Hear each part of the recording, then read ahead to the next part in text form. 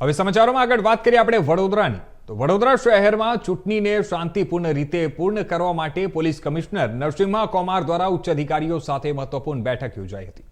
રાજ્યમાં તાજેતરમાં થયેલા બદલીઓ બાદ તમામ પોલીસ કર્મચારીઓને માર્ગદર્શન આપવામાં આવ્યું છે। ચૂંટણી દરમિયાન કોઈ પણ પ્રકારની ગડબડ ન સર્જાય તે માટે અસામાજિક તત્વો સામે કડક કાર્યવાહી હાથ ધરાશે। વડોદરા શહેરમાં લાયસન્સ ધરાવતા જે હથિયારો જમા લેવાની પ્રક્રિયા પણ હવે શરૂ કરી દેવામાં આવી છે અને સાથે જણાવી દઈએ કે જેમાં અત્યાર સુધીમાં 25% વધુ હથિયારો જમા થઈ ચૂક્યા છે। પોલીસ દ્વારા શહેરના મુખ્ય વિસ્તારોમાં 11 ચેકપોસ્ટ ઊભી કરવામાં આવી છે જ્યાં સતત નજર રાખવામાં આવી રહી છે। સાથે સાથ ડ્રિંક એન્ડ ડ્રાઈવ સામે પણ ખાસ ઝુંબેશ હાથ ધરવામાં આવી છે। સંવેદનશીલ વિસ્તારોમાં વધારાની પોલીસ પણ તૈનાત કરવામાં આવશે જેથી ચૂંટણી દરમિયાન શાંતિપૂર્ણ વાતાવરણ જળવાઈ રહે।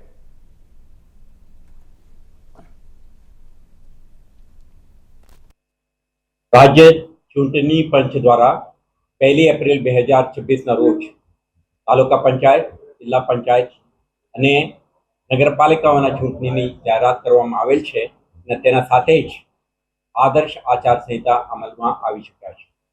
તે દિવસથી જ શહેર પોલીસ સમગ્ર શહેરી વિસ્તારમાં અને સાથે સાથે એજીસમાં આવતા તાલુકા પંચાયત અને જિલ્લા પંચાયત જ્યુરિસ્ડિક્શનમાં ઇલેક્શન સંબંધિત પ્રક્રિયા એક શાંતિપૂર્ણ માહોલમાં સંપન્ન થાય તે માટે ગતિમાન બનીને કેટલાક એક્ટિવિટી શરૂ કરી દીધી।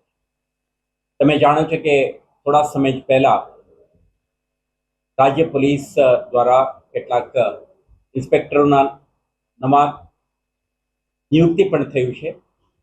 આના પરિપ્રેક્ષમાં આપણે આંતરિક બદલીઓ પણ થઈ ગઈ છે। એટલા માટે આજે તમામ થાણા અમલદારો, પોલીસ ઇન્સ્પેક્ટર સંવર્ગના અધિકારીઓ, ACP, DCP, additional CP, joint CPO માટે એક 2 કલાકની એક બ્રીફિંગ સેશનનું આયોજન કરવામાં આવ્યું હતું। આમાં ઇલેક્શનની પ્રક્રિયા, જોડાયેલ સ્ટેકહોલ્ડરો અને સમગ્ર પ્રોસેસમાં એક ન્યાયિક મુક્ત વાતાવરણમાં શાંતિપૂર્ણ માહોલમાં ઇલેક્શન સંપન્ન કરવા માટે પોલીસની ભૂમિકા, જવાબદારીઓ અંગે આપણે સેન્સિટાઇઝ કરી છે અને તે અંગેની વિગતવારની એક્શન પ્લાન પણ આપણે તૈયાર કર્યું છે। આના ભાગરૂપે ને